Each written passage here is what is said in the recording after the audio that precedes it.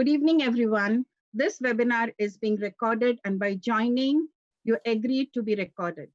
Welcome to Department of Toxic Substances Control webinar on the draft response plan for the Long Beach Industrial Park project. My name is Maya Akula. I am the Public Participation Supervisor with the department, which we will refer to as DTSC throughout this session. I want to thank you for taking the time to join us today, especially during this challenging time. We sincerely wish you and your families are well and keeping safe. The webinar is scheduled from 6 p.m. to 8 p.m. The purpose of today's webinar is to present the draft response plan and respond to your questions or comments. Jessica and I will be facilitating today's webinar. Next slide, please. I will go over some logistics. You are in view and listen only role. We cannot see you or hear you. Today, we will be taking questions through the Q&A feature. Please click on the Q&A icon on the toolbar at the bottom of the screen to send your questions. You may send your questions, comments at any point through the webinar. We will respond to your questions or comments during the Q&A session at the end of this presentation. You may send as many questions as you want. However, we do request that you send one question at a time, so we are able to respond to them adequately. We will respond to the questions in the order they are received. Please note that we will not be taking questions by the chat function. For those joining by phone, since we cannot respond to your questions today, we encourage you to send your questions or comments to Rania Zabana. She's the DTSC project manager. Her contact information will be provided at the end of this presentation. Lastly, please know that we are hosting this webinar from different locations. We request that you bear with us. There could be a time lag or longer pauses. We sincerely appreciate your patience, understanding, and cooperation in making this a successful webinar. We will now pause for a few minutes for Jesus, our interpreter, to make an announcement in Spanish for those who may have joined the webinar just now. Jesus? Yes, ma'am. Could you please make the announcement again in case people have just joined in? Yes, ma'am. Muy buenas tardes, señoras y señores. Esta junta es una junta comunitaria en Zoom del Parque Industrial Long Beach del Departamento de Control de Sustancias Tóxicas. Esta junta se llevará a cabo de 6 a 8 de la noche y estará disponible en inglés e interpretada al idioma español. Vamos a dar inicio en un momento. Les agradecemos mucho su paciencia. Si nos acaban de acompañar, pueden pulsar en la parte inferior de su pantalla en un pequeño globo en el que van a poder elegir el canal en inglés o en español. Muchas gracias. Go ahead. Thank you, Jesus. Next slide, please. The agenda for today's webinar is introduction to our DTSC team, introduction to Department of Toxic Substances Control, who we are, what we do, site history, background, and investigation results. Is the site safe?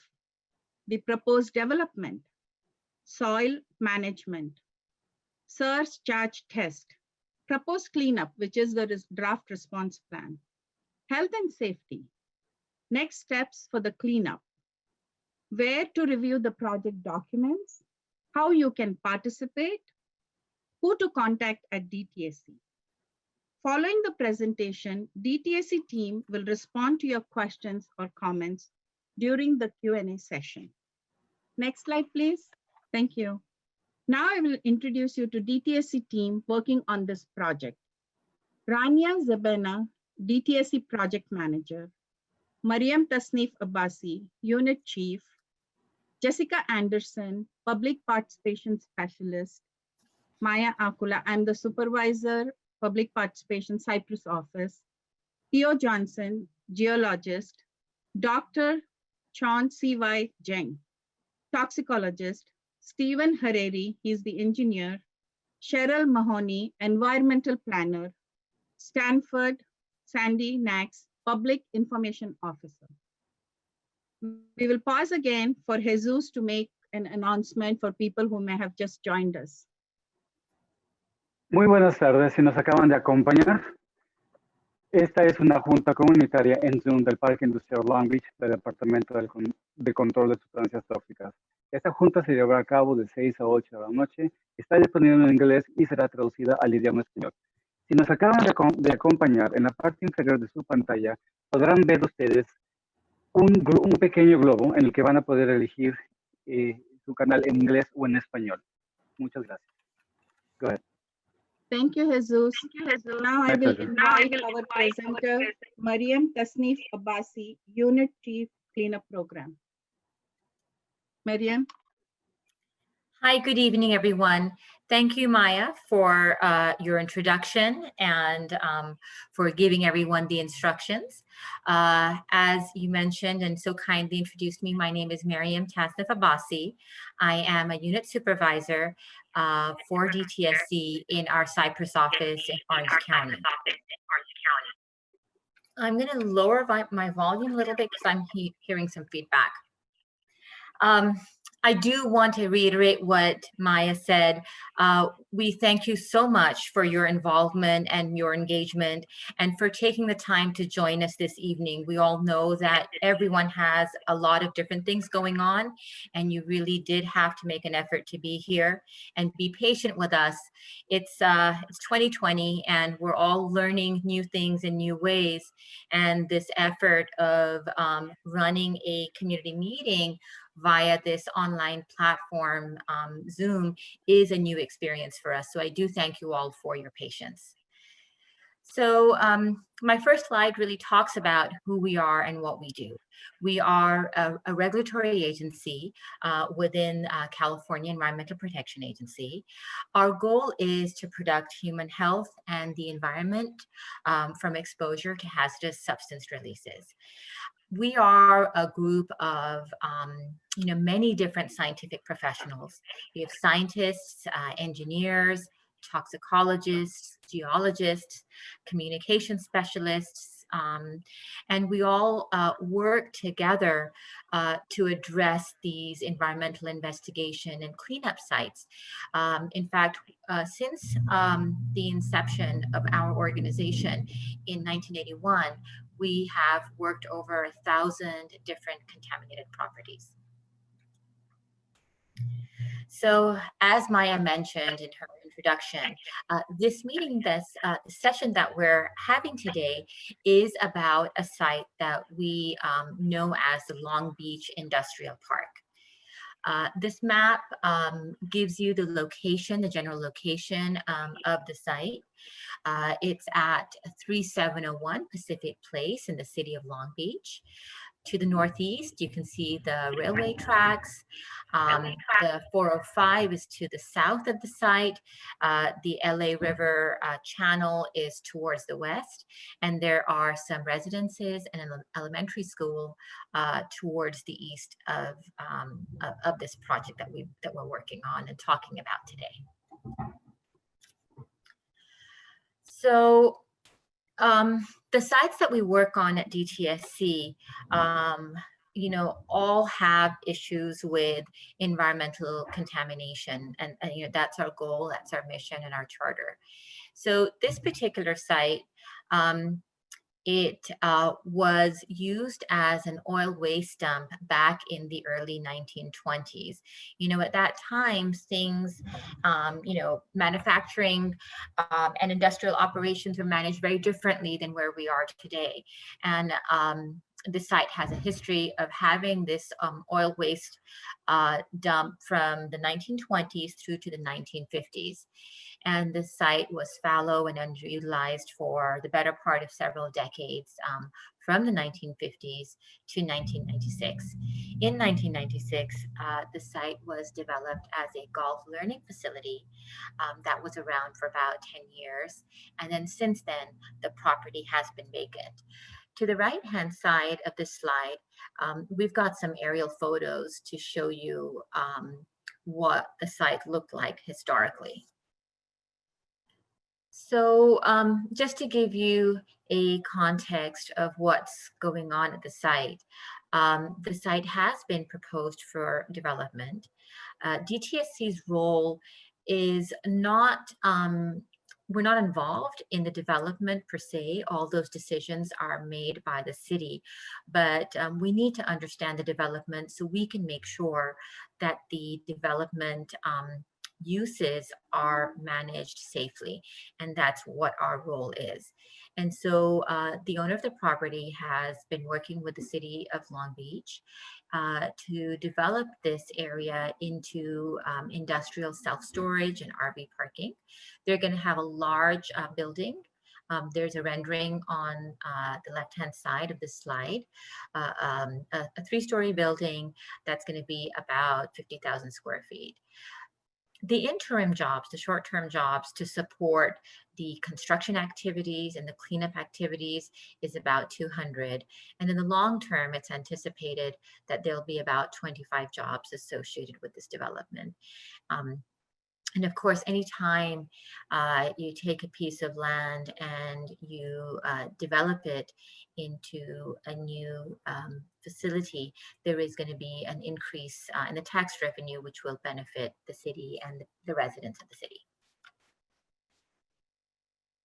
Now, the most recent site activities that I know many of our community members are aware of, because we've been having correspondence on this topic for the past few weeks, was that the developer had to conduct a geotechnical test on the site to get a better understanding of the geotechnical needs of the future construction.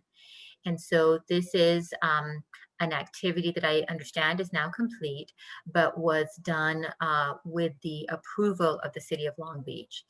There was some overlap. DTSC was involved in making sure that a soil management plan was implemented effectively, and that had an air monitoring plan and a health and safety plan associated with it.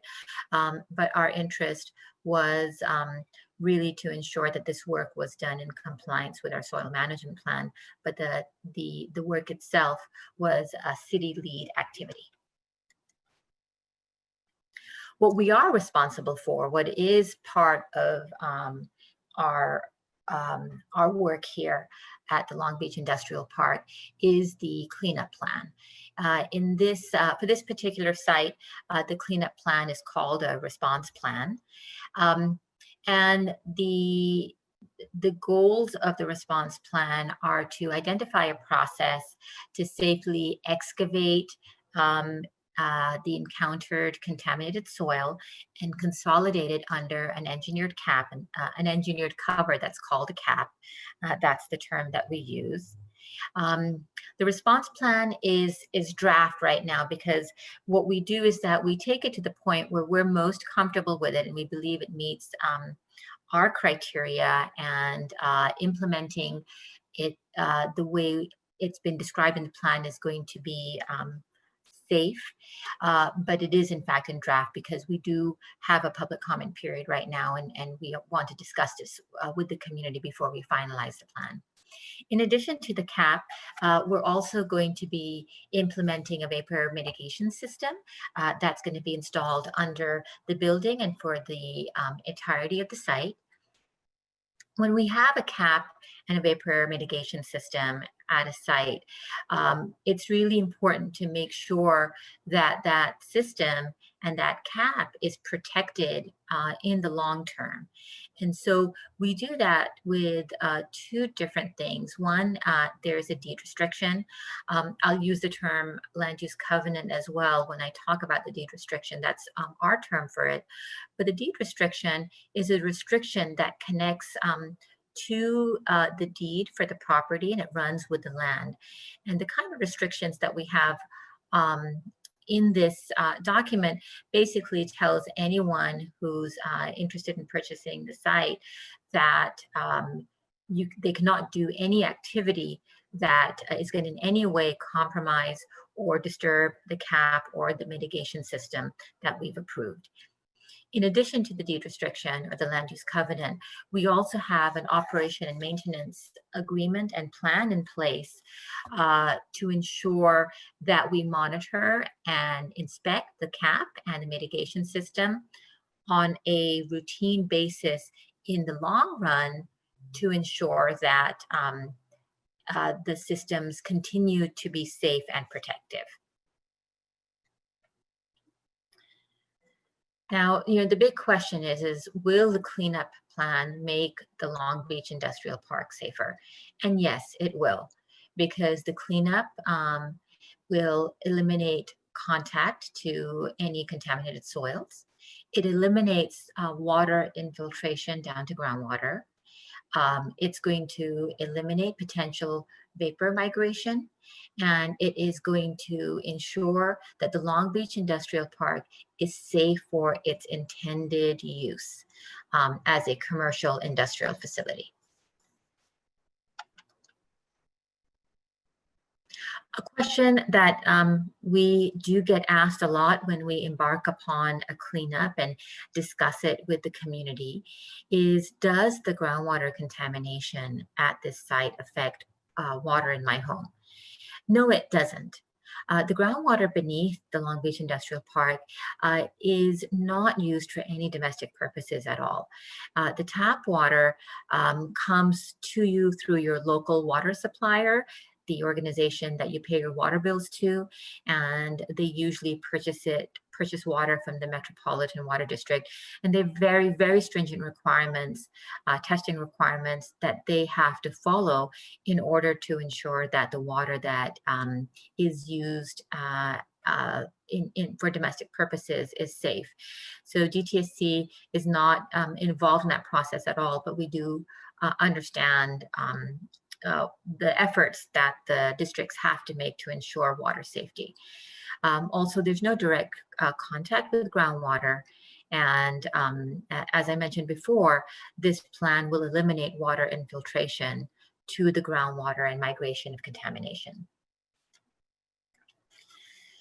Of course, while the construction and the cleanup are happening, we want to make sure that the community is safe, and we do everything we can to manage the work in a way that it is protective and does not disrupt the community to whatever extent possible. So, one of the biggest concerns that we have is dust management, because, when there are cleanup activities happening at a site, and in this case, there's going to be, the construction of the cap, we will manage dust by routine spraying of water. We've got a figure here that kind of shows what that looks like at one of our other sites. We'll be using soil stabilizers to minimize fugitive dust. And if there are particularly windy days, we all know how it gets, when we have Santa Ana winds blowing. Those are the days when we may make a call to stop work altogether if we don't feel we can manage dust effectively. We have an air monitoring plan in place, and the biggest requirement of the air monitoring plan is to follow South Coast Air Quality Management District rules. They are a sister agency of DTSC, also fall under the umbrella of the Cali PA, and they have very specific requirements when it comes to implementing cleanups and construction projects where there is going to be disturbance of soil. There's also the component of traffic control. We are going to make sure that there is a low speed limit. There is a defined route for any trucks that are going to be leaving the site. We want to make sure that there's no unnecessary idling, and that for the trucks that need to move on and off the site, that the tires are clean before they're leaving. I believe we also have street sweepers also helping to make sure that dirt's not tracked into the neighborhood. There are limits on noise, just to ensure that local noise ordinances are complied with. my understanding is that there's specific operational hours that they have to comply with. And we also have a health and safety plan in place to manage all work during construction and cleanup, because these workers are working potentially with impacted soils. And this health and safety plan makes sure that the cleanup activities and the construction activities keep in mind their safety. And of course, once again, given that we are in a pandemic, we also have COVID protection measures that have been implemented into this health and safety plan. So our next steps are that we are in a public comment period right now. The document has been available for community members to review, and we are going to be receiving, we hope to be receiving your comments and your questions. Rania, who's our project manager, has been making an amazing effort to try and respond to comments as they come. But what we will do is respond to all of the comments that we received on this project during the public comment period in a response to comments document. So everyone can have their question answered in writing. Based on the comments we receive, there may be some modifications to this draft cleanup plan or response plan, and a final cleanup plan will be approved once we have gotten to a version that we feel is ready for implementation. And that's where the approval comes in, and the owner has the go-ahead to start the implementation of the cleanup. During the time that the cleanup is ongoing at the site, DTSC will perform periodic inspections just to make sure that all of our requirements are being complied with. Once the implementation is complete, there's usually a period of time that the consultant needs to consolidate all of the data, all of the information, put everything together for us, and give us a completion report for our review and approval. While that's going on, we'll start the process of developing the languaging for the deed restriction, getting that ready to be set up. We'll be setting up an operation and maintenance plan and agreement that dictate what these long-term requirements are going to be for the site.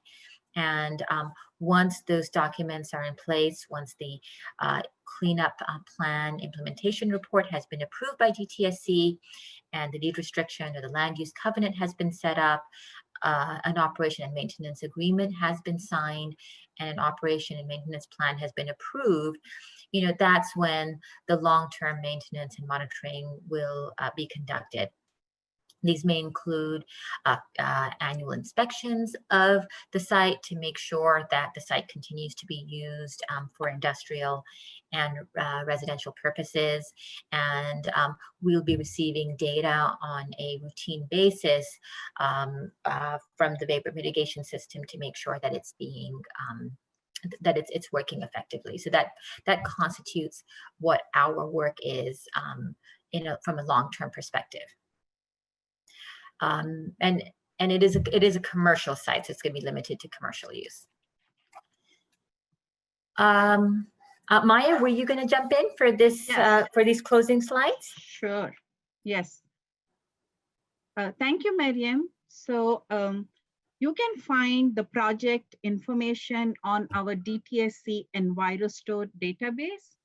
I will read out the link for those who have joined us by phone.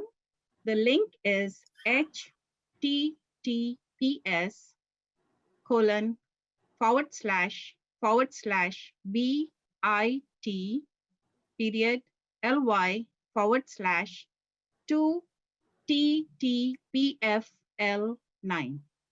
We also have our project information at our DTSC Cypress Regional Office.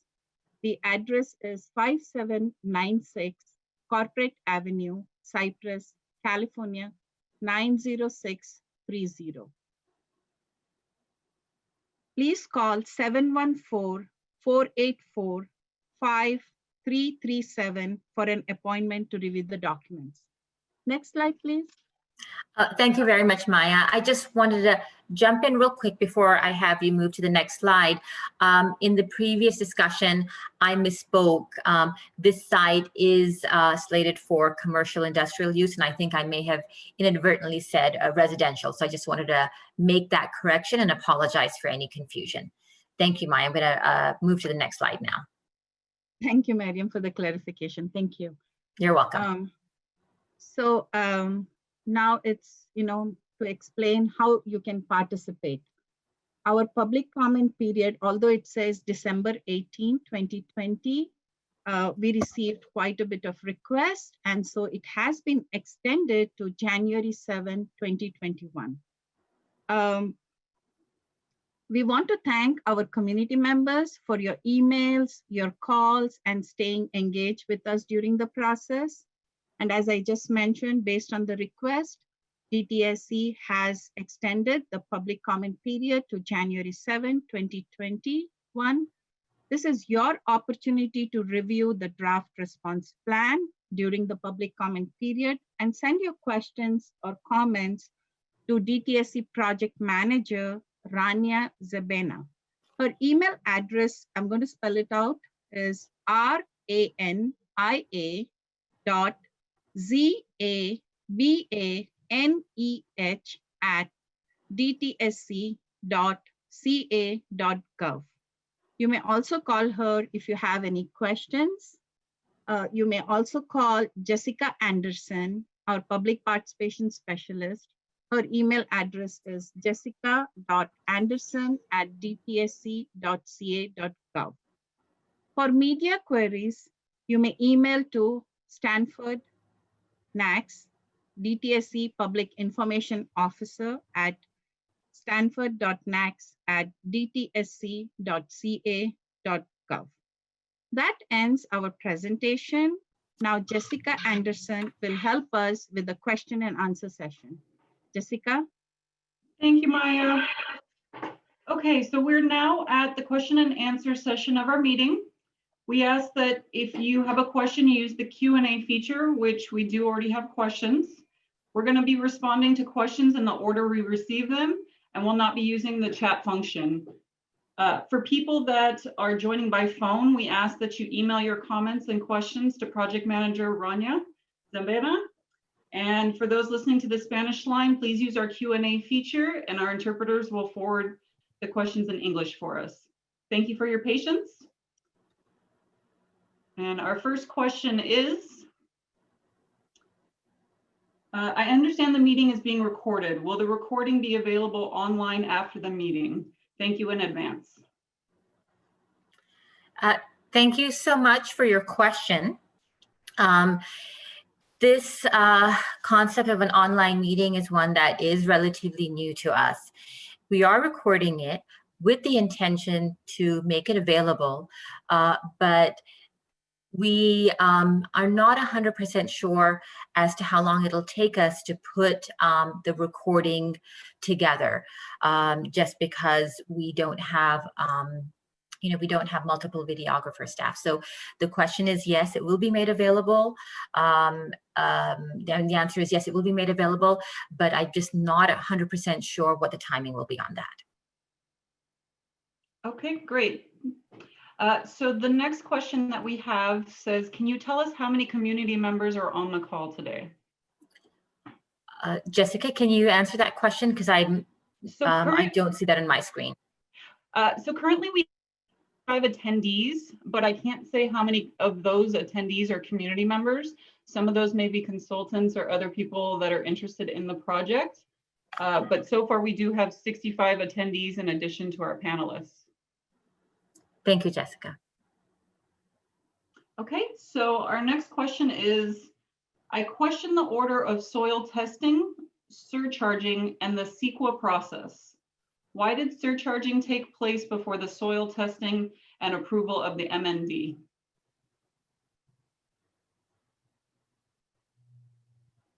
Okay, Jessica, could you do me a favor and repeat that question? Because I lost track of the order once you read it out. I question the I question the order of the soil testing, surcharging, and CEQA process. Okay, Why? thank you. Okay. Thank you. That's good. I'm going to ask Cheryl Mahoney, who's our CEQA specialist, to take first stab at that question. Great. Thank you, Miriam. And as far as the soil testing, I will leave that for somebody else. But the surcharging is something that was a project that the city is in charge of, and it was their determination to go ahead and have that in front of the CEQA process being completed. And they would be the ones to check with to see how they made that determination. Our role was to make sure that our soil management plan was followed. We will be involved in the CEQA process moving forward, and none of the work in the response plan will happen before the MND is approved. And it is my understanding, and I'm going to have Theo correct me if I'm wrong, that going into the surcharge test or surcharge program, we did have extensive soil data available to us that helped us, helped us figure out what components we needed in the soil management plan. So thank you for that question. Okay, great. Moving on. The next question says, the MND states that a survey found 850 special species. So far, tar plants on the site. Where are they now? That I think is a question that is more for the city of Long Beach, because that component of the work is something that they are the lead on. But let me go ahead and ask Cheryl if she agrees with that response. Yes, this would be the city's part of the project, and we will be working any mitigation measures they have for the plants. I don't believe that they were all moved, but I am not sure what happened at the site. Stephen might have a little more information on that. But any mitigation measures they have as far as special species will be followed for DTSC's part of the project. We'll be complying with all mitigation measures that the city has developed. Okay, and what I'd also like to do is provide the contact information for the city of Long Beach and the person who's the lead for these activities.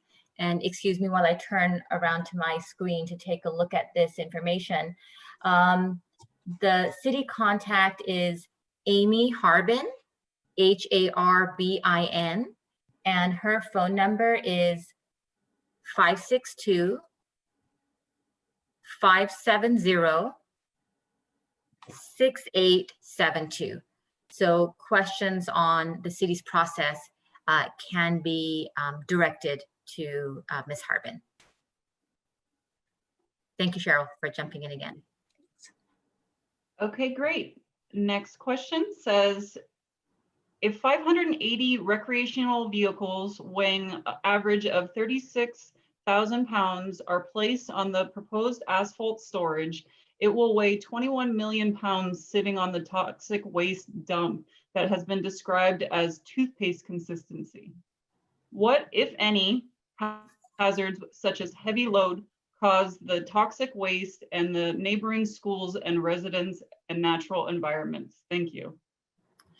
Jessica, could you reread the last part of that question for me, please? What, if any, hazards will such heavy load cause the toxic waste and the neighboring schools and residents and natural environment? Thank you.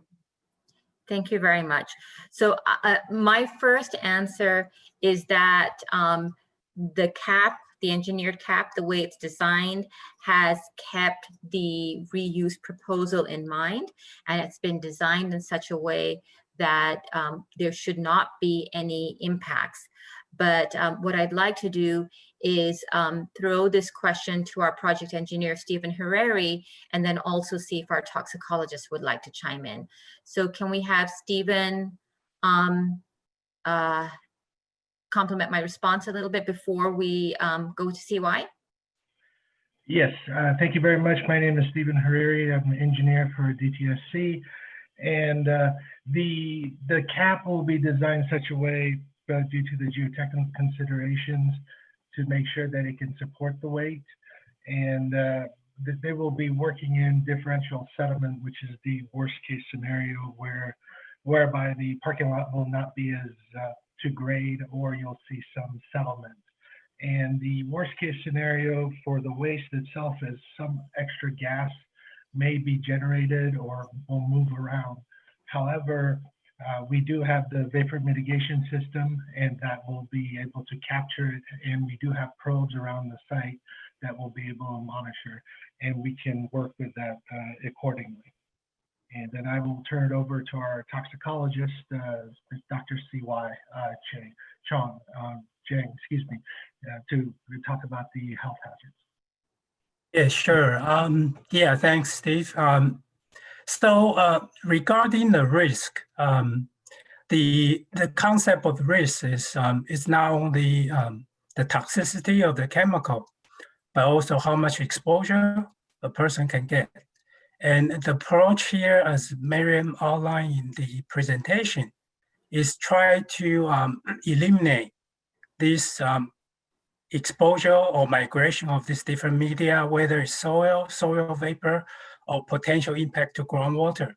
So the goal is to basically have incomplete pathway to the waste material. And this is actually more beneficial than trying to disturb and remove the waste already placed in the sump. So that's the important concept.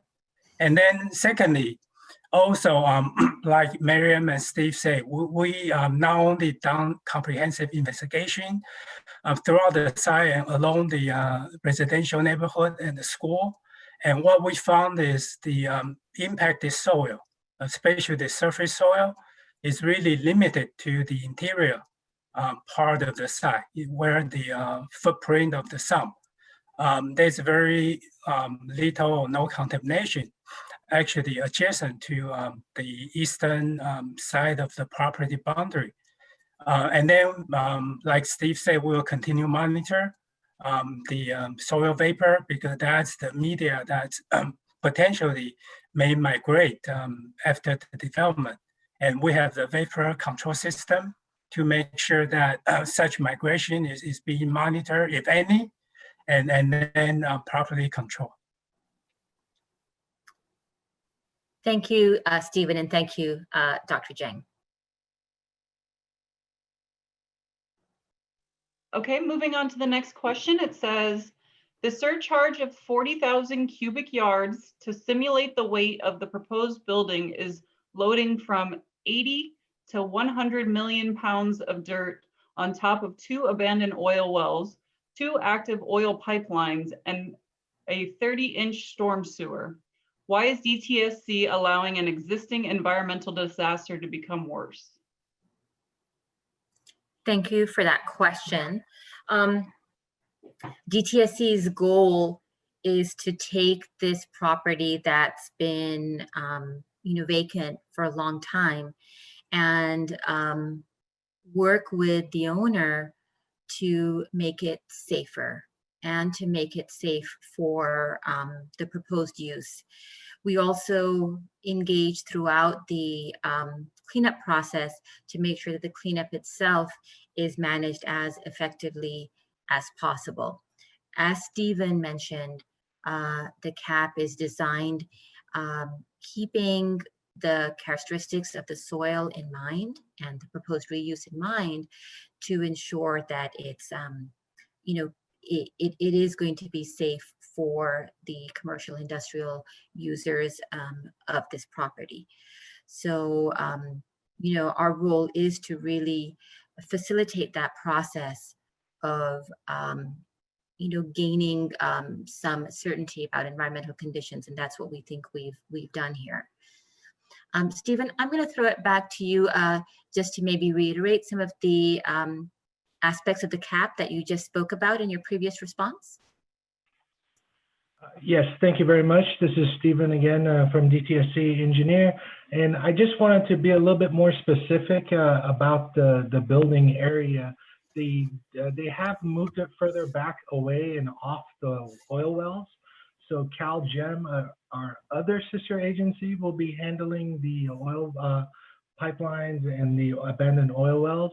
And I believe the oil pipelines are actually further away from the building area. And the only other thing would be the storm sewer, in which we have to refer to the city on that for the structural integrity. And they usually, during the construction process and the permitting, will look into the actual condition of it and whether or not it needs to be rehabilitated. And that's, so from all other aspects, right now the surcharge program is actually outside of a lot of the environmental issues that were mentioned in this question.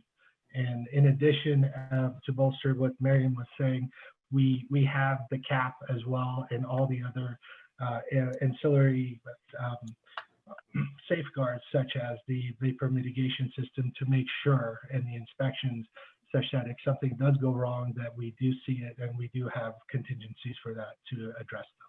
Thank you very much. Thank you, Stephen. Can you say the name of the agency that manages oil waste again, so that everyone can know who's in charge of that, please? Yes, it used to be DOGGR. It is now CalGEM, CALGEM. Great. Thank you very much, Stephen. My pleasure. Thank you. Okay, next question. Will DTSC be submitting a comment letter about the MND for the development project to the city of Long Beach? Thank you, Jessica, for that question.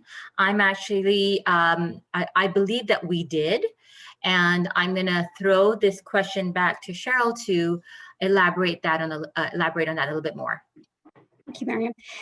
Yes, we worked closely with the city in developing their initial study, mitigated negative declaration, for those who aren't familiar with the acronym. And we made sure that all of the activities associated with the response plan were analyzed as part of the initial study and looking at those impacts.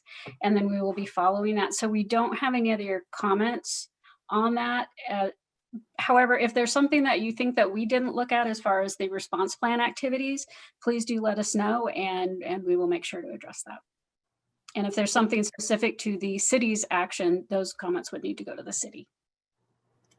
Thank you, Cheryl. And I just like to emphasize that the information for Amy Harbin that I provided a few minutes ago, she would also be the contact person for questions relating to follow-ups relating to this question as well.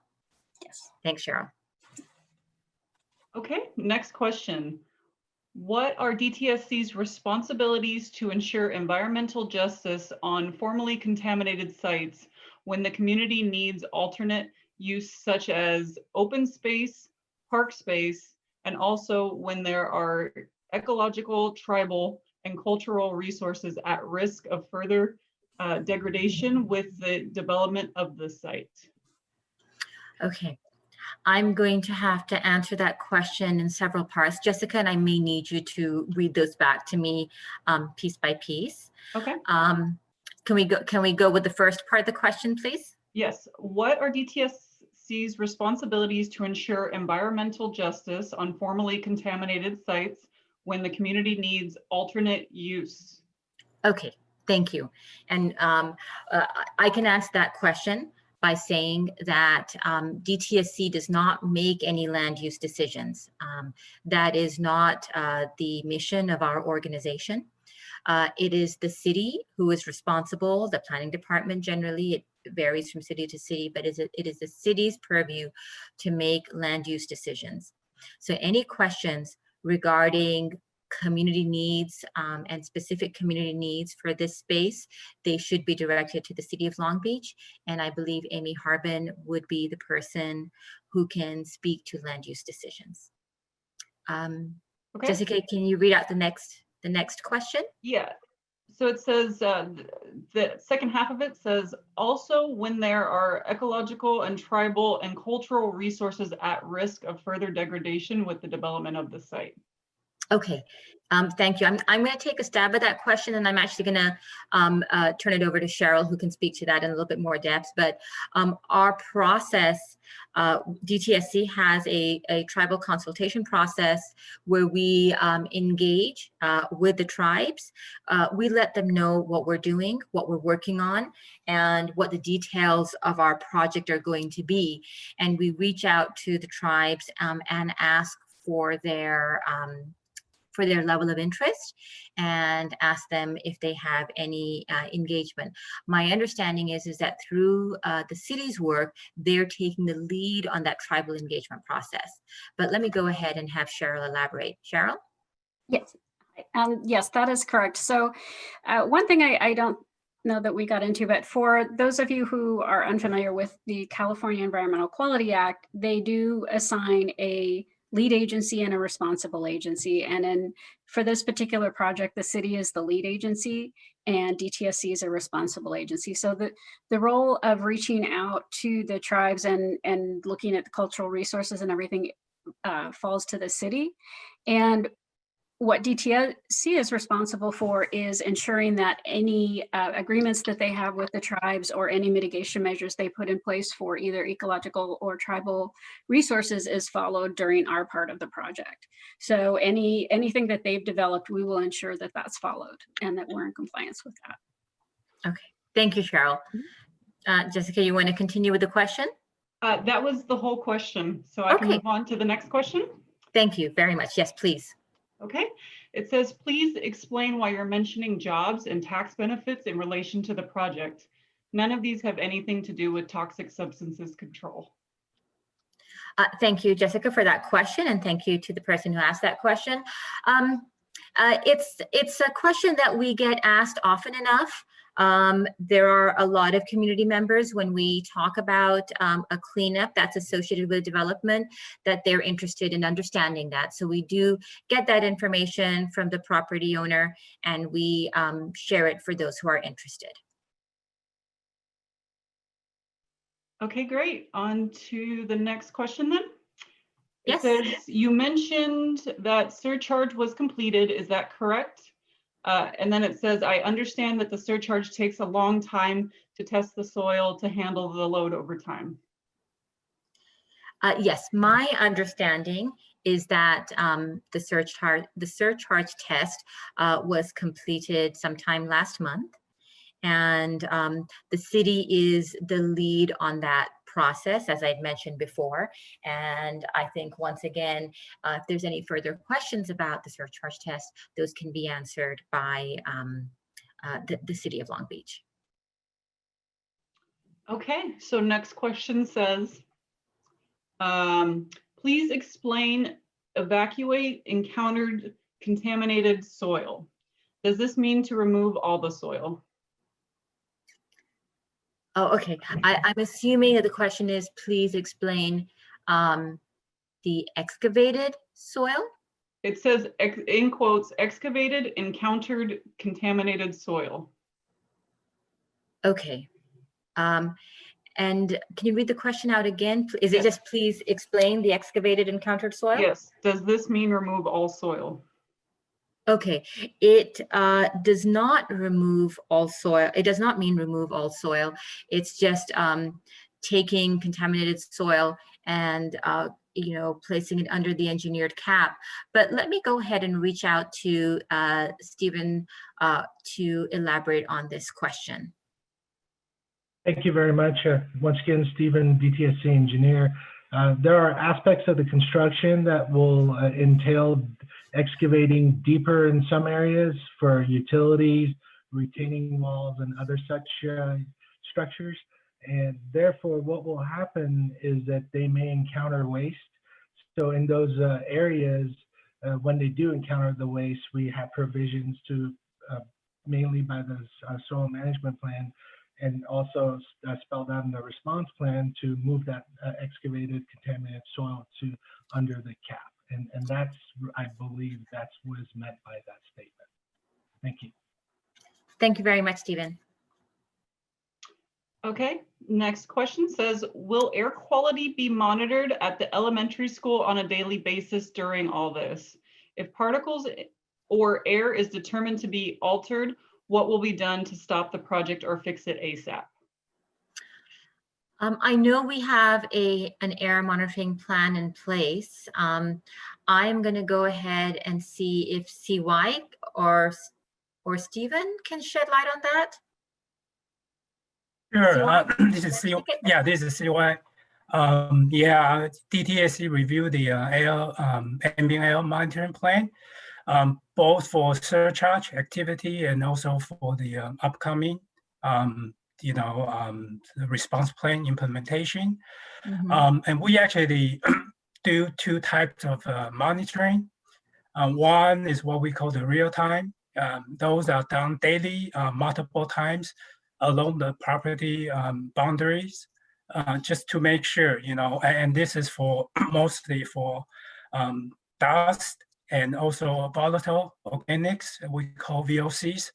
And we have handheld equipment that can be used by the contractor and give us real-time reading and make a field decision if needed.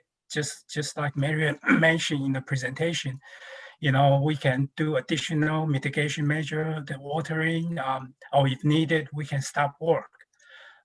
In addition, we also take air samples and send to the laboratory for more precise analysis, just to confirm this field monitoring are appropriate and reliable.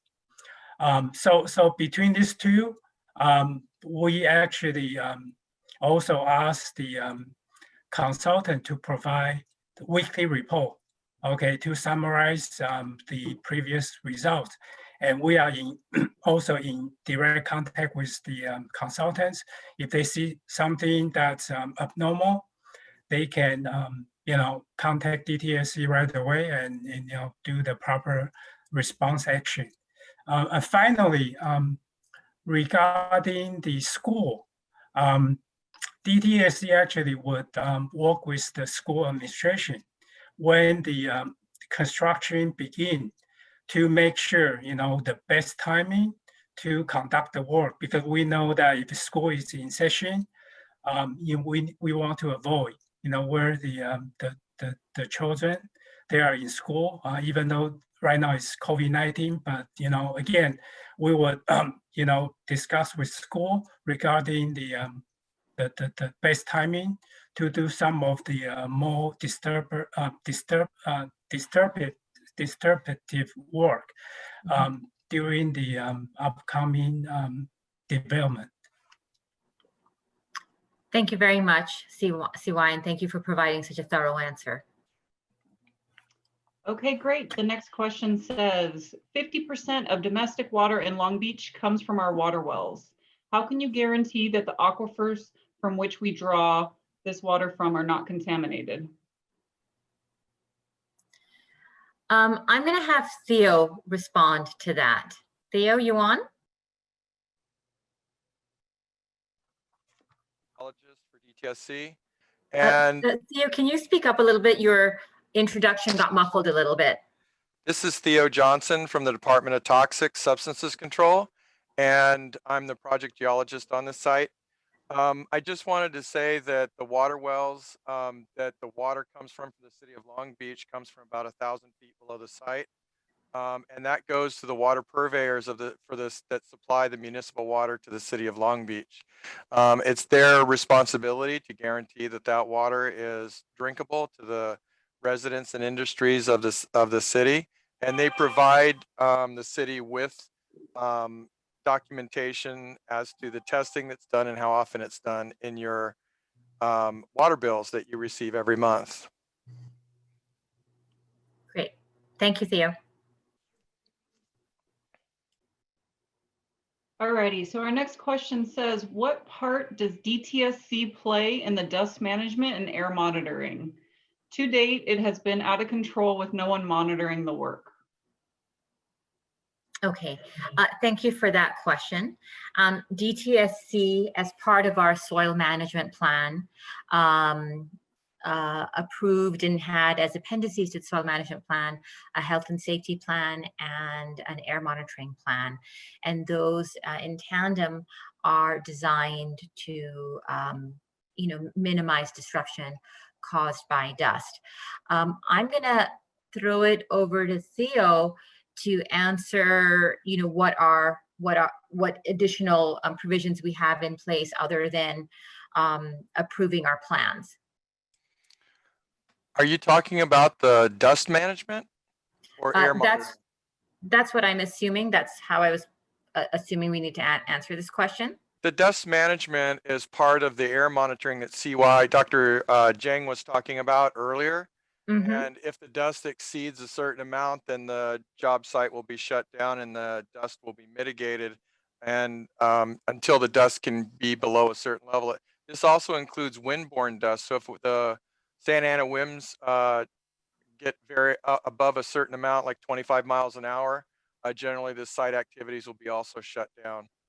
There are, as you mentioned in your slides, Miriam, there's some mitigation when they are machines moving on the site. They use dust suppression agents. Mainly water is sprayed on the soil to combat the dust.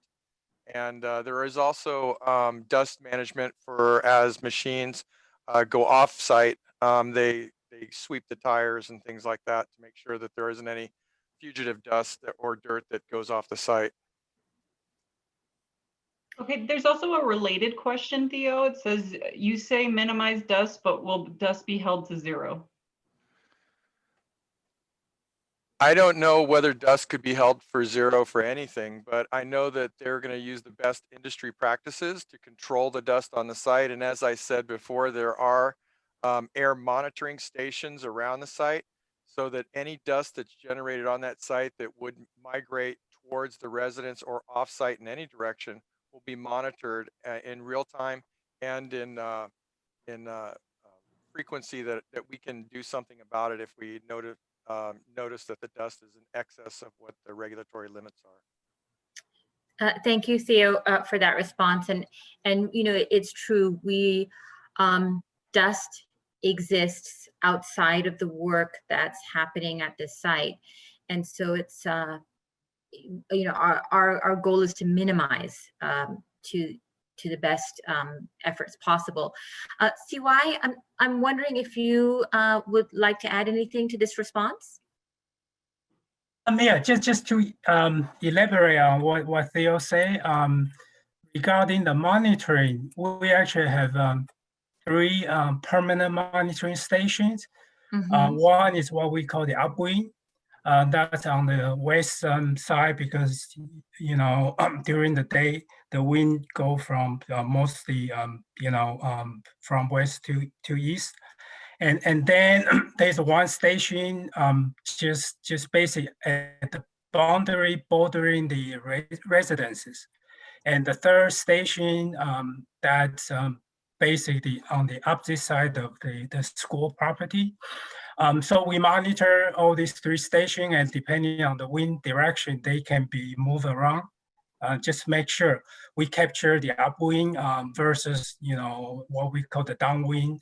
That's typically on the east side of this property.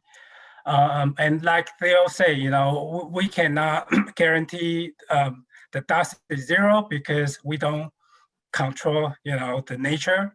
But what the regulations actually say, and then this is the South Coast Air Quality Management rule, is if the downwind station are above a certain limit, in this case, for people who are familiar with the what we call the PM10, it's a representation of the dust. In this case, we actually use the most stringent criteria because AQMD had Rule 403 and Rule 1466. In this case, we actually choose to use Rule 1466, which is only the difference cannot exceed 25 microgram per cubic meter, versus typically most other side they use 50. That's a Rule 403. So that's another consideration that we we actually factor in to make sure the community is protected. Thank you, CY. And if I can maybe paraphrase a little bit, the approach is that we measure what's coming onto the site, and then we measure what's leaving the site. And even though there are, you know, some more stringent rules and more sort of rules that are a little bit less stringent, for this project, we've decided to go with the more stringent approach. Is that correct? Correct. Thank you. Thank you, CY. Alrighty, next question says, how does DTSC know if there is any contact between the buried pollutants and the groundwater? Has there been any testing of the groundwater on site and at the fence line? And what has been the results? Okay, so the question is, has there been testing of the groundwater to understand what the impacts of the contamination in the soil have had on the groundwater? That's my understanding of the question. And I'm actually going to turn that over to our geologist, Theo Johnson. This is Theo Johnson from DTSC, and the groundwater is in contact with the pollutants. There has been testing of the groundwater on site. And at the, I'm not sure what the fence line means, if that's the southern end of the property. There were monitoring wells on the site, and there now is only one monitoring well. There will be additional monitoring wells installed during the development, and we will be monitoring groundwater following the development. Let's see, what are the results? The results are contained in a document that was done by Levine Fricke. And I believe those are on EnviroStore, correct, Miriam? I believe that they are, yes. And in addition to that groundwater, which was collected in 2008, RU also collected some grab groundwater samples, which were very similar to the previous 2008 groundwater samples for contaminants too. Great, thank you very much, Theo. Okay, next question says, Long Beach buys only 50% of their drinking water from the Metropolitan Water District. The other 50% comes from the city well waters. How close is this site to city well water? I know Theo has already answered one variation of this question, but there's a little bit of a nuance there on the distance thing. Let me throw that back to Theo, and maybe that's also a follow-up with the city possibly, but let's see if Theo has any information on that. I would have to really, this is Theo Johnson from DTSC. I'd have to defer to the city how close their wells are. They have a number of wells and the well network that they use to extract water from the Silverado. Again, it's approximately 1,000 plus feet below the site. And they also send that water to water purveyors for, you know, blending and treatment. So I really can't, I'd have to defer to the MWD for where they get their wells. I mean, Okay. well water, excuse me. And maybe we can, as part of our response, when we follow up, we can provide a contact person from the local water purveyor and from MWD so that the person asking the question can follow up directly. Okay, great. So the next question says, during the initial days of work, there were large clouds of dirt visible for a half mile. How was this allowed to happen? So I'm assuming that there might have been some soil disturbances when some of the city-led work was taking place. I'm wondering maybe if Stephen has information on that. Stephen? This is Stephen, engineer for DTSC. I don't have much information on that.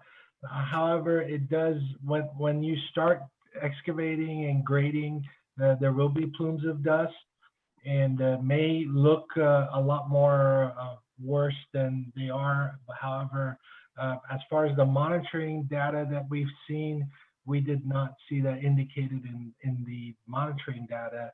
However, it does sometimes look like there's a lot of dust being generated. And going forward with the response plan work, with a good neighbor policy, please contact us and let us know when you do see plumes emanating. And that way we can contact the contractor and the owner and do a spot visit and let them know that something has gone awry, or just look into it. A lot of times it could be from other sites as well. So it's just that a lot of the attention is on one site, but a number of variations are available. Thank you. Thank you for that response. And I want to reiterate that, yes, if such instances are noted during the time that the cleanup is taking place, please contact us so that we can coordinate with the consultant working on site to make sure that our protocols that we have required for this site are being met. Okay, next question says, will there be fines if speed limits and idling are violated? DTSC is not responsible for, it's not our jurisdiction, I should say. So these are things that we've asked for and we've recommended. And I do not know the answer to that question. I might need to follow up on that and get back to the asker. Okay, moving on then. For the days after the soil was brought in, Pacific Place was full of dirt. There was no street sweepers around. Who is in charge of monitoring this? I'm not sure when this may have occurred. I'm assuming it's during the time that the surcharge test was being implemented. As I mentioned before, the city would have been the lead agency for that process. But CY or Stephen, if you want to follow up on this, if you want to add anything, please do so. This is Stephen again, and what I can say is that the good neighbor policy is to contact us, contact the developer, and you should have a board in the front that has phone numbers, and let us know, and that way we can go ahead and attend to these matters and go ahead and document them and make sure that it doesn't happen again. Thank you very much. Thank you, Stephen. Okay, so next question here says, did the owner perform a core drilling at the site to find out what is there? And then it says, I'm told that it is a standard step taken. The city has no soil reports available for this site for the last 40 years. We have several investigation reports that are available on our EnviroStore site that Maya had shared that with everyone earlier. And the environmental work has soil samples that are analyzed for different types of contamination. And so that information is available on our website. Okay, so next question says, I am new to the conversation, but I'm wondering why a full environmental impact report isn't happening. I'm going to go ahead and say just a couple of things. The city is the lead agency on the California Environmental Quality Act, and I think it's just a matter of scale that they've made this decision within the CEQA requirements. They've been able to comply with it using this other document. But let me go ahead and have Cheryl respond to that as well. Yes, thank you, Miriam.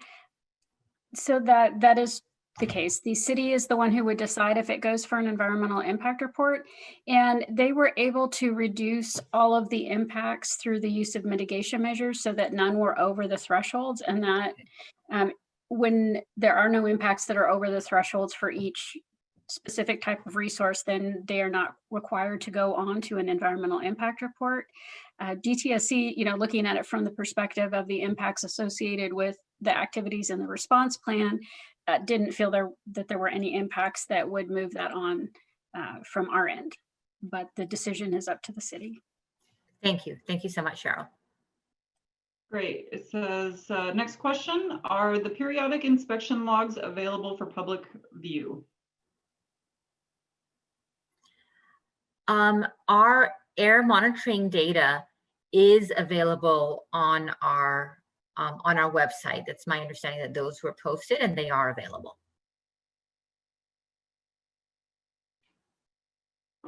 All right, next question says, we were told that the developer paid DTSC $2 million. What services are performed for the developer for that payment? I do not believe that we've been paid $2 million. We are a fee for service agency, which means that when we are providing oversight on a project, the person who engages us, whether it's the owner, sometimes it's an operator, sometimes it's a buyer, they do pay for our oversight. What our oversight constitutes is the kind of thing that we're doing today, where we have myself, the project manager, our communication specialists, our toxicologist, our engineer, our geologist, our CEQA specialists.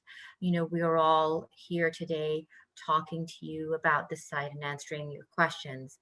Prior to this, we have reviewed several different reports. We've had internal conversations on the data that's been provided to us, and we've done our independent reviews and made decisions. So this entire decision-making process is one that takes up a lot of time of a lot of different people. And that's where the charges back to the owner go. It's just providing funding for the work that we do, because we're not one of those agencies who completely relies on tax dollars to do this work. There are other states that don't have fee-for-service program, but the level of environmental impacts in those states is different. And so they may not have the same level of density of contaminated sites the way we do. And so the reason why we're structured that way is because we didn't want all of this work to be borne by the taxpayers of California. And instead, we have this expense be carried by owners, operators, developers, and anyone who is interested in making sure that the environmental work that they do is done with the oversight of the state of California. Okay, there's also a related, well, multiple questions. So it says, how much money has the developer paid to DTSC for permitting or review process? Please provide an itemized fees charged to the developer and what the fees charged are used for. And then it asks, what are the annual fees collected by DTSC going forward? Okay, so I'll answer the first question, the last question first. So we don't have any annual fees per se, but because we are fee for service, I believe the way it works is that we charge our time. We record the time that we've spent on the project on our timesheets, and the timesheets are sent over to our billing department, and they send bills to the owner every quarter, is my understanding. And I'll have to speak with cost recovery to see if we can make that information available. It shouldn't be hard to do, but I don't have a number off the top of my head right now. Okay, so the next question says, what is the longest amount of time you have monitored a site that has been capped like this? And what have the long-term issues been with seepage, explosions from methane escape, or other problems/challenges? Thank you. That's an excellent question. We have many sites with a long history of caps. In my personal experience, I've seen caps needing to be updated. If it's a paved cap, there has to be repaving done after a certain time, just because over time things wear and tear. I haven't had any situation where I've seen a cap blowing up per se. But what I'd like to do is maybe turn that over to Stephen, who's our engineer and has more of the engineering background when it comes to CAP, so he's looking at it from a different lens. Stephen, would you like to offer any insight on this? Of course. Thank you very much. This is Stephen from DTSC.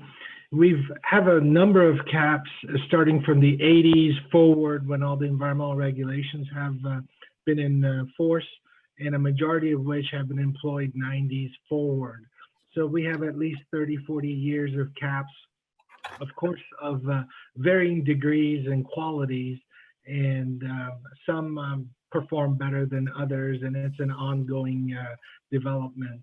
And the type of CAP you're getting at the site is a state-of-the-art, whereby there will be extraction or vapor mitigation in place for that exact reason of having methane going off-site. And again, to reiterate, there will be probes at 100-foot spacing on the edge towards the school and the residential, and to make sure that methane does not go off-site. And we do have different variations of vapor mitigation, active versus passive, and we're able to pull it back.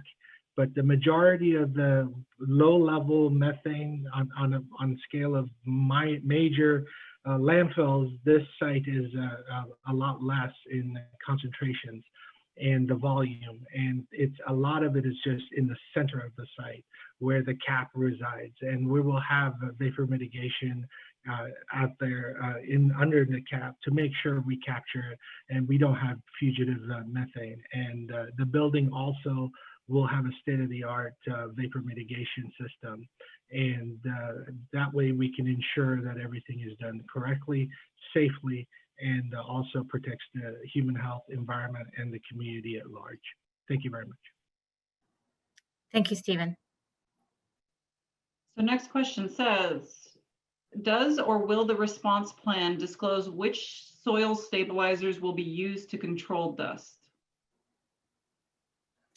I don't know that we are that specific in the response plan. I know we say the use of the soil stabilizers, it's a bit of a tongue twister, but we don't have that kind of specific information in the response plan just because, circumstances change. We never know what particular brand the consultant may or may not have access to. So no, I don't believe we have a specific stabilizer identified in the plan.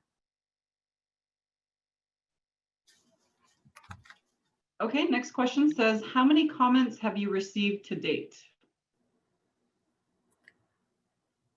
We received a lot is all that I can say. I haven't been keeping a log, so I couldn't give a number. Miriam, I can respond to that. Thank you, Maya. So far, we have received about 30 comments. Okay. Thank you. Thank you. Okay, next question says, extending to a quarter base of our coalition members' complaint concern the, it's written kind of funny, but I'm going to try to paraphrase. It says basically that the coalition members, a quarter of them were concerned about the 450-page file dump on Monday. And please make it clear, how will you plan to eliminate such blatant oversight in the future? Okay, so I think what this question is about is that we had an issue with the posting of the document on Envirostore. And so we see a different screen than what the public sees. And unfortunately, it was brought to our attention on Sunday afternoon that the document, which we thought was available to the public, there were some difficulties accessing it. And so by Monday morning, I think it's 7 o'clock, 8 o'clock in the morning, we had it uploaded. And in the future, the way we're going to remedy this is by, just having that double check and recognizing that the screen that we see is not the one that the community sees, and making sure that we double check the external website as well to make sure that what we think is loaded really is. And what we've done just to ensure that the community has sufficient time, is that we recognize that that was a mistake on our part, and we extended the public comment period to go all the way through to the first week of January. Okay, it says, next question says, a lot of work has been performed on the site already. What has been done and what work was approved and monitored by DTSC? So my understanding is that the work that was done at the site was there's a lot of construction activities. I'm sorry, there's a lot of construction activity work that's going on at the site, or had been going on at the site. Primarily that surcharge test that we've talked about. The way the surcharge test led by the city or approved by the city and our work overlaps is that because the surcharge test involved the movement of impacted soils, we have a soil management plan in place to address the movement of these impacted soils. The soil management plan has the air monitoring plan associated with it and a health and safety plan. And together, those are protocols for the consultant to follow to ensure that this process is implemented as safely as possible. Okay, great. The next question says, will the roads be dirt, asphalt, or concrete? I'm not sure what roads we're talking about. Maybe the question is about the cap. Stephen, can you speak to the layering of the cap? Yes. Once again, this is Stephen from DTSC, engineer, and the cap is asphalt. So primarily, most of the site will be asphalt covered, and then the cap has a waterproofing membrane within the asphalt, sandwiched between 1.5 inches of asphalt above and below, and then below that is aggregate base and subgrade, and we have 2 feet of clean soil beneath that to make sure that there's a separation from any potential contamination to the surface. Thank you. Thank you very much for that response. Okay, next question says, can you respond to our request for an EIR and force the developer to conduct a full study and prepare the environmental impact report? As Cheryl mentioned before, DTSC is not the lead agency for the California Environmental Quality Act. It is the city that's the lead agency. So any questions that you may have can be directed to Amy Harbin regarding that. And let me go ahead and have Cheryl weigh in on this as well, please. Yes, Miriam, that is correct. Thank you that it is the city.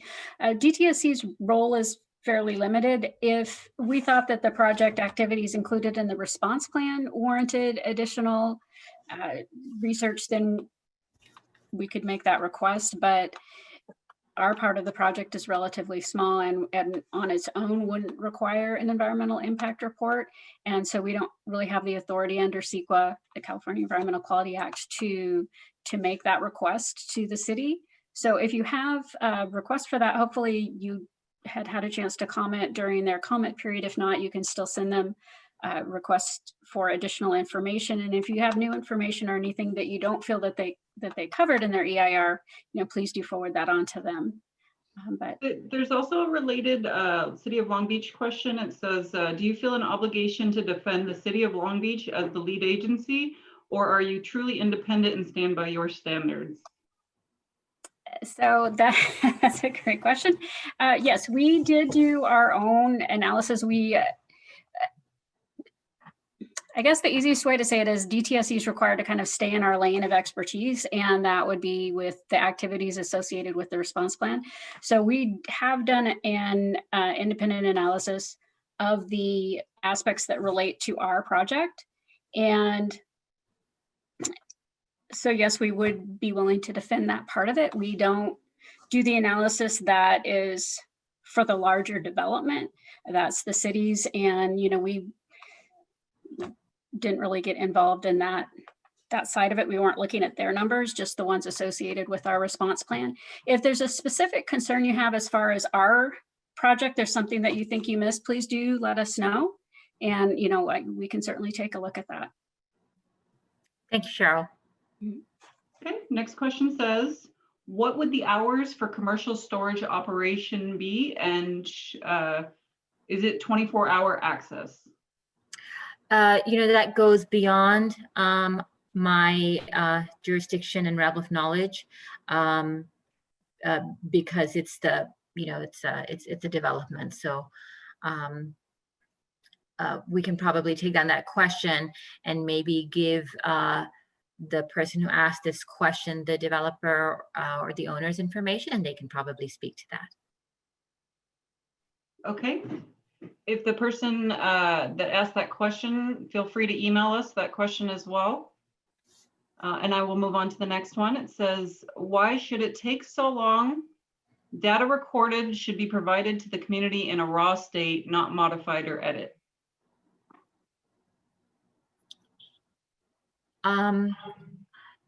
Our process is, the data is generated by the owner and their consultants. They give that data to us because it's not just the data itself, but it's the analysis of the data that's important for us as an agency. And that's just our practice to provide these final reports. And sometimes there is back and forth with comments and reviews, with comments and response to comments, and those are all made available to the public. So that's just that's really just our practice. And if the asker of the question wants access to the raw data, it is available in our reports. We have summary tables generally, but we also have the actual lab data that anyone is able to access and read. Okay. And just one more point, Jessica. I answered the question about what I'm thinking of data. That's my first instinct, is to talk about investigation data. But I also did want to point out that the air monitoring data is made available to us on a weekly basis, if I remember correctly. And we post it to Envirostor as soon as we get it. So that is more readily available. Okay, next one says, will there be any special requirements to protect the health of the elementary school children and the children playing on the playground across the street?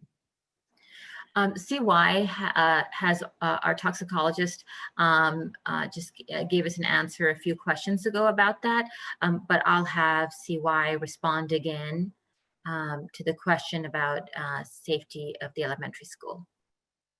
Yes. Again, this is CY, the DTSC toxicologist. As I mentioned earlier, for this particular site, we actually use the most stringent requirement in terms of the air monitoring and dust control, which actually the South Coast AQMD, their intent is to protect not only general public, but also sensitive receptor, including school children. So that's one way to make sure, the children are protected. And I also mentioned that the DTSC would actually coordinate with school to make sure that, the best time to do the significant activities to avoid when school is in session. Okay, so that's during the cleanup. And also I want to make it clear, after the cleanup, even though the property is clean to the commercial use, but we also going to ask for the sample along the property boundary and the monitoring, the ongoing monitoring data along the residence and the school boundary to actually meet the residential criteria. So it's really kind of a two-tier approach. On-site, it will be commercial, but along the property adjacent to the residence and school, yeah, those will be meeting the residential requirement. Thank you, CY. Okay, next question says, I read in one report, it stated that trees will block the visibility of the project, like the RVs, to the adjacent community and the school. Is the developer truly working with the city to add more trees along Del Mar? That's a question that's not in our jurisdiction, and I'm going to refer that question to our city contact, Amy Harbin. Great, moving on. Will you be providing a list of items that you have been unable to respond to at this time? I believe we are. I believe that we have about half an hour available for this session, and any question that's asked will be responded to in our response to comments document. Maya, would you like to expand on that, please? Yeah. Anything that we have not responded to today, we will respond in our response to comments document. Okay. And where we are not the regulatory agency, will provide numbers where community members can contact them directly. Thank you, Maya. Thank you so much for specifying that. Okay, great. So next question says, I remember a number of years ago, the soil was lifted to aerate it, and many people at the elementary school got headaches and became ill. It is very contaminated. I think it'll be much more appropriate use for a public park. Thank you for that comment. And as I mentioned before, as we've been going through these great questions that we're getting from everyone, is that land use decisions are made by the City of Long Beach. That's not something that we decide. Okay, next question says, the entire site seems to have been graded during soil testing process. Is this the usual process, and why was the site totally cleared? During the process, we saw dust blowing from the project. Okay, so several excellent points in that question. The activity that was undertaken over the past few months was primarily the surcharge test that we've talked about, and all of the sampling was done prior to that, and that sampling and that data that we received from the sampling efforts are the ones that helped us define our soil management plan. And like our engineer Stephen has mentioned several times, that when we're doing everything we can to give direction on how dust has to be managed as effectively as possible. But when there are situations where you see something that concerns you, then you should contact us. Okay, next question says, what is the cap made of? How deep will it be? And how can you guarantee that it won't be broken? And how will you know if it is? Okay, that's a really good question. And Stephen, our project engineer, actually answered this very eloquently.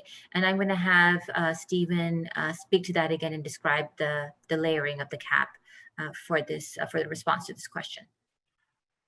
Thank you very much. Once again, this is Stephen, engineer for DTSC. Primarily, most of the site will be covered with asphalt because it's a parking lot for RV storage. There will be some areas by the retaining walls and the tar plant area, which will be earthen with vegetation. So, and that will have an alternative cap, and I'll go through both of them for you. The buildings, of course, are a cap with they have liners underneath them, and that's a separate system. The asphalt system is as I said before, it's a waterproofing mat sandwiched between 2 layers of 1.5 inch thick asphalt, typically. And that's kind of where the design is right now. And then below that is aggregate base and sub base. And we make sure that you have 2 feet of clean soil, and including the asphalt as a separation from any contaminated soil. And then the alternative cap, which is in the green areas where you have vegetation, typically, and right now what is conceptually planned is a geosynthetic clay liner that's placed 2 feet below, and above which 2 feet of clean soil is applied as protection course and for vegetation. So we're trying to encompass and cover all different avenues, and at the same time provide a very nice dynamic cap that provides for retaining walls, vegetation, and buildings, and the actual parking lot itself. So I hope that addresses that question. As far as the longevity, just so you know, we will be having a long-term operation maintenance agreement. There will be annual inspections, and they will be maintained, and the department will make sure if there is deterioration, such as asphalt parking lot, for example, that may last anywhere between 10 to 20 years. As Miriam said, it's just like your roads. They need their annual maintenance or every 5-year maintenance, seal coating, etc., and to make sure. And if any areas have settled, they will be repaved and corrected. So there will be a maintenance program that is in place to make sure that all the different types of caps at the site are maintained and kept in good condition. And again, there is monitoring to augment that to make sure that all of these systems are working as designed. Thank you very much. Thank you. Okay, it says, what do you have planned for the traffic flow in and out of your facility, and how will it interfere with the 405 on and off ramp? That's a good question. I know we have a defined truck route, but I actually don't know what it is. I know these are generally set up in a way that there's minimal disruption, but of course there is going to be some movement of trucks. I'm wondering, maybe Theo, are you familiar with the truck route? Could you speak to that? I do not know the truck route, but I do know that the off-ramp for the 405 is not near the site, so that would impact it with the truck route. Okay. So maybe this is a question that we can follow up on. Jessica, for us to follow up on questions through this chat, do they have to send us an email, or we'll have the transcript and we can respond? Is that correct? We'll have the transcript. It's just if they wanted anything specific. Got it. Okay, thank you. Yeah, we'll look into the specific truck route and make sure that we include it in our response to comments document. Miriam, this is Stephen, engineer, DTSC engineer. Also with the city, a traffic plan is usually filed with them as well, and we can get that from them. Of course. Thank you so much for reminding me of that. Okay. So the next question says, if the land could be used, if this land could be converted to open space / park space, how would you recommend anything different? I'd like to first answer that question by saying that DTSC does not make any land use decisions, but if someone were to come to us and would like to use this as an open space, maybe CY can talk about how different that process would be based on the one that we've implemented for commercial use of the property. Yeah, sure. So this gets into my kind of specialty for this team and this project is what we typically go through, what we call the health risk evaluation, and it's really depending on what type of human receptors and how frequent they are at the site. I mentioned about exposure is part of the equation for the risk in addition to the chemical toxicity. And most agencies, they have standard assumption for workers, for commercial land use, and for residents. And these are the two standard scenario we use in the risk evaluation. For park use, sometimes we have to actually do what we call a site-specific evaluation, because depending on how it's designed and how frequent people might visit and the age group, that's more involved. But in this case, the site is for commercial use, and I mentioned the offsite we are going to go with the residential for both the neighborhood and the school. So I hope that address your question. Okay. So the next question says, what protocols will be in place to ensure that the remediation be completed as specified? Okay, let me think about that for a moment. So the response plan has specific requirements, and there are specific sampling requirements and requirements, under the soil management plan that I've discussed already, which has the health and safety plan and the air monitoring plan. So air monitoring plan will generate data. That data is going to be provided to us on a routine basis. That's something that we're going to share. We normally do site visits during the process of implementation. Things have been different right now just because of COVID and people dealing with their levels of safety, whether they're safe going out of their homes or not. So, under normal circumstances, we would have routine site visits, unscheduled site visits that we do just to check in on how things are going. And that's something that we're going to have to figure out how we're going to move forward when the implementation process starts. All of the work that happens is documented in a report.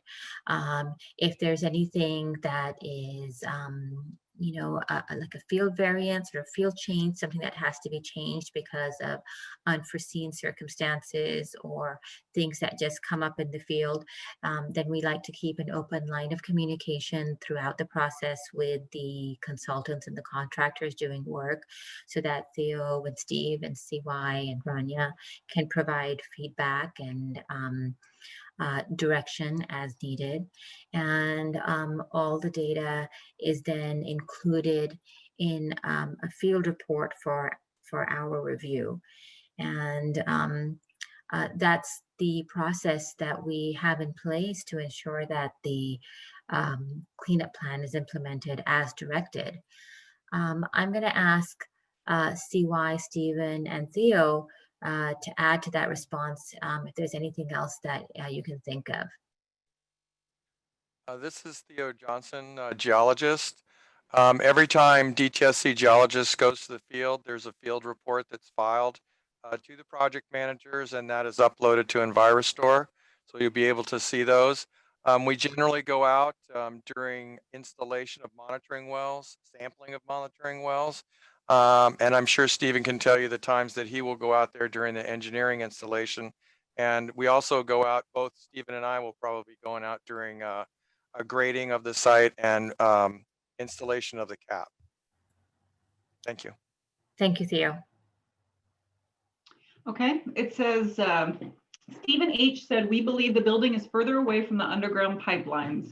On the site map, it shows they are guessing there may be pipelines below, but they have not researched it. Why would you accept an MND with incomplete information on soil constitution and hazardous materials as well, and incomplete knowledge of pipelines? Okay, I'll have Stephen speak to the first part of the question, and then we're going to have Cheryl jump in and reiterate our role with the CEQA process as well. Thank you. This is Stephen from DTSC engineer. And just remember that the site encompasses the other another parcel as well. I forget the name of it right now. Anybody can tell me, but also the oil lines usually have easements and they don't go under buildings.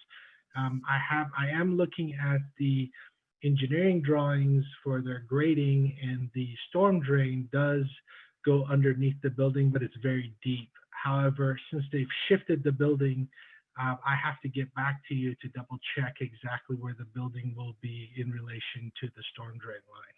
But that's all the information we have right now. What does happen after the response plan, also I would like to let you know, is that we do a follow-up design. It's called a remedial design implementation plan, whereby we marry the development and the construction plans with all the environmental safeguards, and we make sure that that document is also posted on EnviroStore.